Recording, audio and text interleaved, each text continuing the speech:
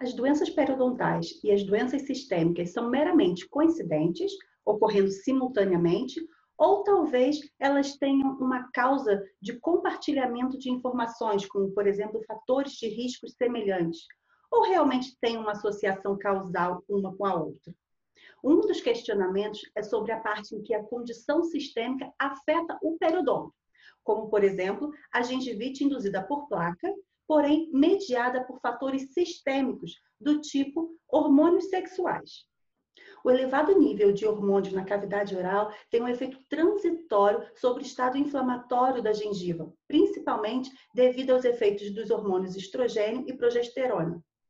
Isso pode acontecer durante a puberdade, o ciclo menstrual e o uso dos contraceptivos orais, assim como durante a gestação. Esses hormônios eles fazem uma modulação na resposta vascular, na resposta de renovação do tecido conjuntivo, assim como uma interação com os mediadores inflamatórios. Então, vamos falar sobre a incidência e a gravidade da gengivite associada à placa em relação aos adolescentes. Esses hormônios, durante a adolescência, estão elevados. Porém, existem também nesses adolescentes alguns outros fatores, como, por exemplo, a falta de cuidado com a higiene oral, muitas vezes pela preguiça. Então, o nível de biofilme presente normalmente está aumentado, aquele índice de placa aumentado.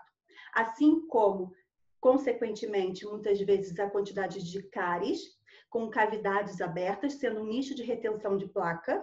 Outras duas condições que são muito relacionadas ali à formação da arcada dentária em relação à respiração oral, a respiração bucal do paciente, ou apinhamento de alguns elementos dentários, assim como a erupção dentária, que causa um processo inflamatório naquela região. Então, existem vários outros fatores que também contribuem muito para o processo de inflamação do tecido gengival durante o período de adolescência, além do fato de terem esses hormônios aumentados.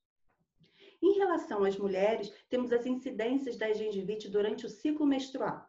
Essas alterações, elas podem ser observadas principalmente durante a ovulação. Então, 75% das mulheres já testadas em um estudo mostrou realmente apresentar um tipo de alteração do processo inflamatório do tecido gengival e principalmente 20% dessas mulheres apresentaram isso durante o período de ovulação.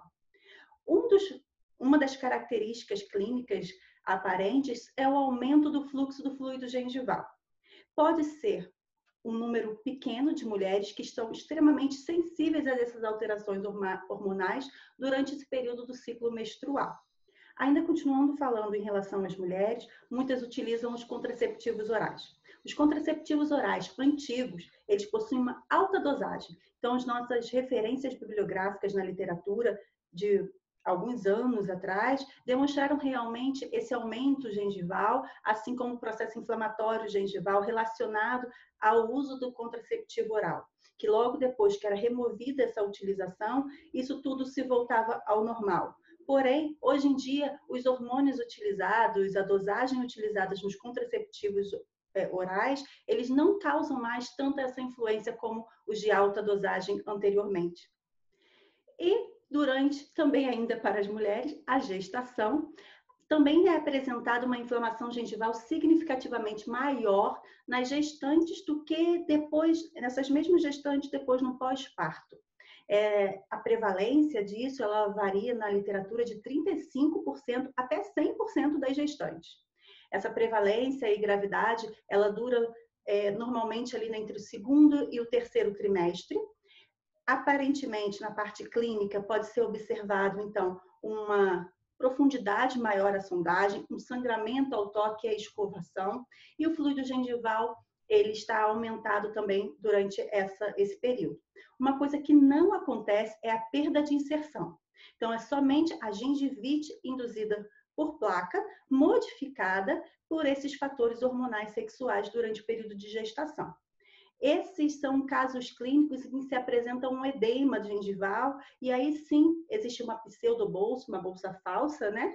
Em que a profundidade aumenta, mas não é uma bolsa verdadeira, portanto não tem perda de inserção. É um quadro extremamente de gengivite. Um outro quadro clínico que também pode ser observado durante a gestação são os granulomas piogênicos ou granulomas gravídicos, como algumas pessoas chamam. Isso pode atingir até 5% das grávidas. Esse granuloma ele tem características clínicas como sendo uma proliferação de tecido, principalmente um tecido extremamente vascularizado, em que pode se encontrar num tamanho, diâmetro de até 2 centímetros, principalmente na região de maxila, próxima à região de margem, mas principalmente na região interproximal. Isso pode acontecer do início da gestação até o final da gestação. No pós-gestação, no pós-parto, normalmente isso reduz ou até mesmo desaparece.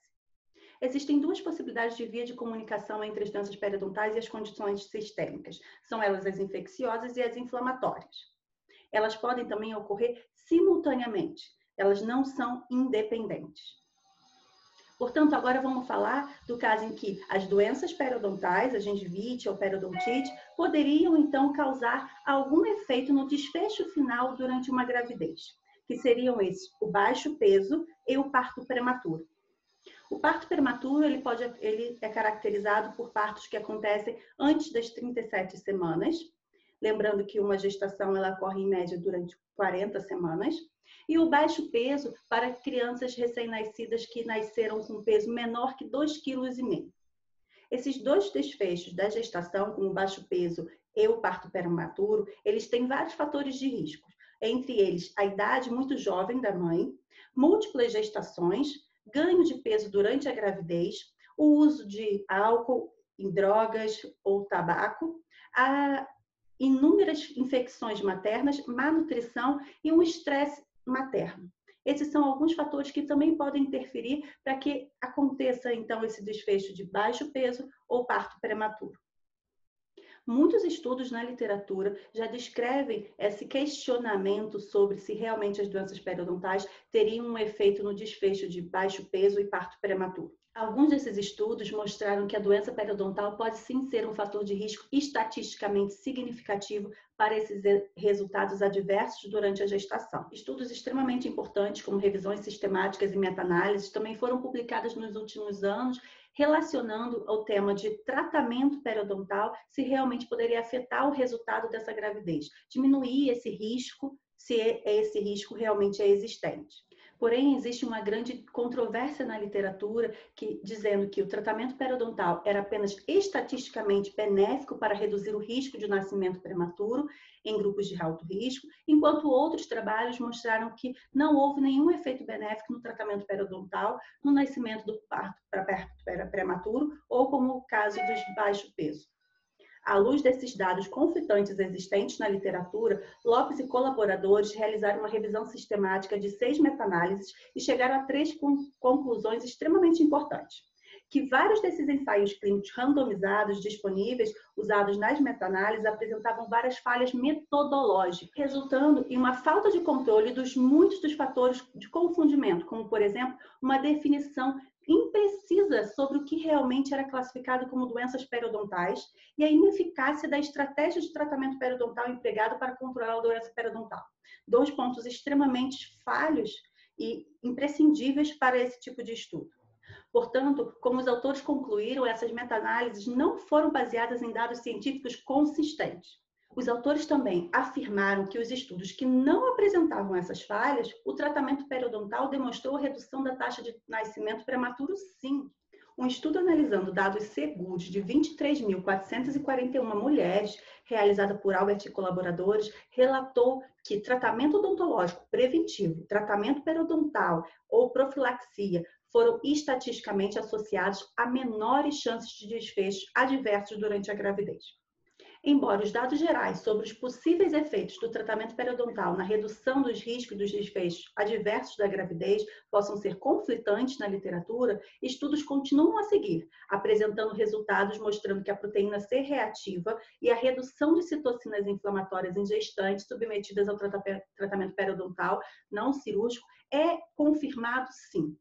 Atualmente, ainda não há evidências convincentes indicando que o tratamento periodontal possa melhorar o resultado da gravidez, apesar da plausibilidade biológica e dos resultados iniciais que são extremamente promissores. Concluindo, a atual falta de evidências não exclui a necessidade de tratamento periodontal adequado em mulheres grávidas com o objetivo de controlar a infecção e a inflamação.